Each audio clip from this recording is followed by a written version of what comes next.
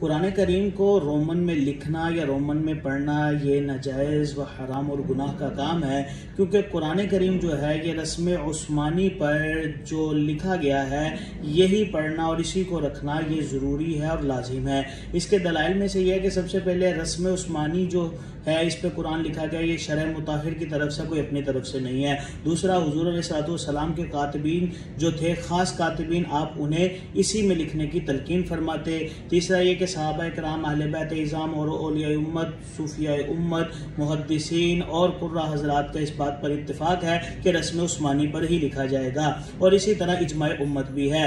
रही दूसरी बात ये कि अगर कोई बंदा कहे कि हम इसको इस तरह लिख लेते हैं कि ज़बर ज़ेर पेश की गलती नहीं होगी या हम किसी भी तरीके से लफ्ज़ ठीक कर लेंगे, तो ऐसा नहीं हो सकता। एक छोटी सी मिसाल है, लफ्ज़ ज़ाहिर और ज़ाहिर, इन दोनों के माना अलग अलग है, लेकिन जब हम इसे इंग्लिश में लिखेंगे तो ज़ाहिर और ज़ाहिर इसमें समझ नहीं आएगी। इसी तरह आलिम और अलीम, सामिअ और समीअ, इसी तरह कादिर और कदीर, इंग्लिश में ये अल्फाज एक ही जैसे लिखे जाते हैं। इसीलिए इससे बचा जाए और ज़रूरी है कि कुरान को रोमन की बजाय अरबी में पढ़ा जाए, अरबी में लिखा जाए और इसी के साथ तलफ़्फ़ुज़ किया जाए। अल्लाह करीम अमल की तौफ़ीक़ अता फ़रमाए। जज़ाकल्लाहु खैरा।